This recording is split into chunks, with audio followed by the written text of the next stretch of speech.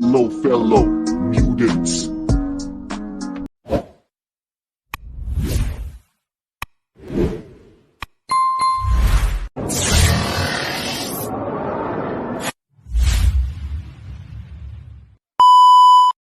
Hello, fellow mutants. Welcome back to another video, and I am returning to the realm of comic book reviews.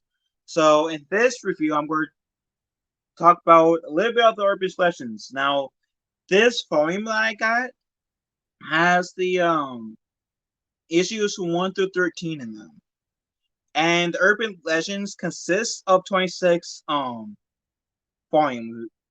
So, I only have the part 1 to the Urban Legends. I'm very interested and getting essentially the part 2, which has the remaining of the 26 issues of this. Well, which I guess it means the last 13, which I didn't think about until now. Anyways, I am this starts out pretty interesting, right? First of all, I do like the little art that they got in here, right? Right? It's really cool. So essentially, it starts out with some action, right? Donatello is injured. The turtles are essentially fighting, right? And it turns out, revealed in a flashback, later on in this volume, where, or at least volume 1 anyways, they were celebrating their 18th birthday. And yes, so that means, I think that's like one of the first times, or like one of the few times, correct me if I'm wrong, where the turtles are depicted as older than 18. I mean, older than 15. Because there's earlier been like depicted as 15/16 years old. So it's really refreshing to see that they were aged up a little bit. And also, what I do also like is that the turtles are sporting the typical red bandana. So they're in a fight. Some cyborgs crashes in the birthday party.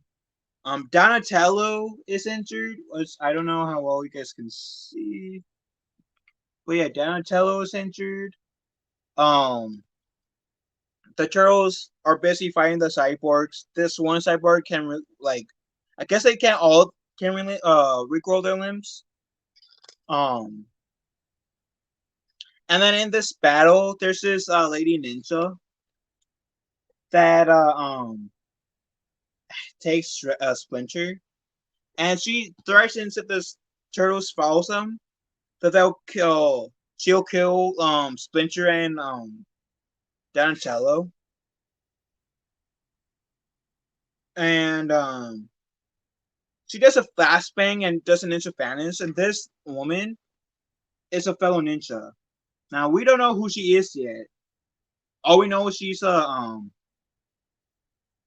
fellow ninja, which I do like her. I do like her outfit. It looks pretty cool. Like it's badass without actually having too much on it. So I do dig this. And of course the turtles are kind of like trying to find their missing brother and father figure, right?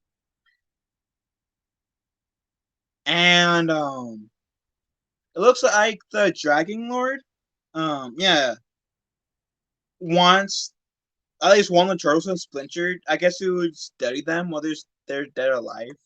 And then we get into this flashback scene, right? Which is the one I was referring to, how they're celebrating their 18th birthday in this little flashback. Um Spencer's sister says, "Happy birthday, my sons. 18 years ago today, cancer of radioactive waste changed all of our lives." And it's like they go on a little bit.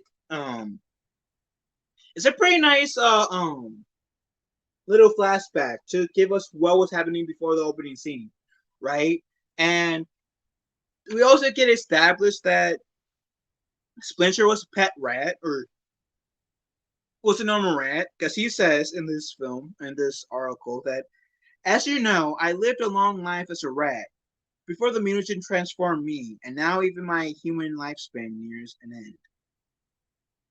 So, like, I like right away they acknowledge that, hey, I was a rat. Whether like they don't exactly say mention Master Yoshi, which I have feeling if they are like they most likely will include Master Yoshi as some version in here, assuming that the Shredder isn't dead. And I do like how in this scene, Splinter says, "Of all my accomplishments, I take the most pride in you four, both as a sensei and father. Your lives will be what you make it of them. My gift to you today is a feel of life that could have been. Before you, your lives before behold your lives untouched by mutagen." So essentially, Splinter's birthday gift is giving the turtles a bowl of 4 baby turtles. And I like how Splinter says, "You sometimes wish to fit into man's world, but then never forget that this is the life that you were born to, and how far you've risen above." And Splinter also found these 4 baby turtles abandoned in the sewers, much like our friendly neighborhood heroes in the half cell, right? And I do like how he acknowledges that the turtles wants to be accepted into man's world, and which is something that I mentioned in my Mutant Mayhem review, where I feel like regardless if it's said or not, the turtles there's always a piece of the turtles that wants to be accepted into man's world. Um, I still don't agree with the turtles going to high school in Mutant Mayhem, but I think it's like quote unquote foolish to think that the turtles there's not at least a little bit of the turtles that wants to be accepted into man's world, because I think they do. Um, so after this little heartfelt speech and showing the turtles off what if scenario, Spencer asks Donatello to go get the birthday cake. Which when Donatello tries to get the birthday cake, that's when he's met with some guns, and that's how essentially how he was injured, right? So we get back to the present, right? And out of the flashbacks, and Donatello and Splinter are in this helicopter. Splinter's in a comatose pretty much, and enters Donatello, wakes up, panics, and he essentially escapes, having to leave Splinter behind. So he free falls with one of this like cyborgs that doesn't have any parachute, jetpacks, or anything, at least out of their knowledge. And back to the sewers, Leo, Raph, and Mikey tries to figure out a way to rescue Donatello and Master Splinter. And as they do that, one of the android bodies are behind, right? And essentially, there's a explosion with the head that tears part of Raphael's face off, right? Which is interesting because they did essentially beat the like destroy the head, destroy the body, but this is one of the most gory things I've seen in Ninja Turtle in general. So just heads up. But part of Raphael's face is blown off. Like damn. Like I said, this image is like one of the most gory things I've seen in the Ninja Turtles. Like literally having one of their part of their face get melted off. And then we also see in the same strip that Splinter calls out to the turtles, let them know of the situation, how Splinter's in comatose, and how he's in the spiritual realm, how Donatello essentially escaped. And so I'm I'm um I'm really interested in seeing what part two has for us. Like this is part one of what 13 all in this furry volume, and there's 26. So this is part one. Has 13 volumes. Part two, I guess, has the remaining volumes, right?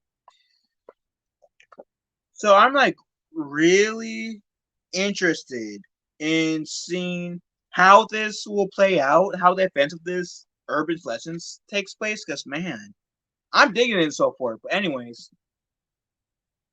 do you guys want me to like? Are you guys like? I'll get a few reviews out there at the very least, like maybe like 5 at the very least. But would you guys be wanting me to like cover this comic book in its entirety? Let me know, because I'm interested in what you guys think. Anyways, I'm enjoying this. I didn't even realize this. I like this. I like the art, the goriness, the seriousness to this. And like I said, so for I think the thing that I like the most is how the Turtles aren't 15; they're 18. So I do like how they age the Turtles up a little bit. But if you guys read the first article, the first comic of Urban Legends, let me know how you guys like it. How you guys feel about this in the comment section down below. Love you guys. Have a wonderful day. Be kind to one another. I will talk to you, fellow mutants, later.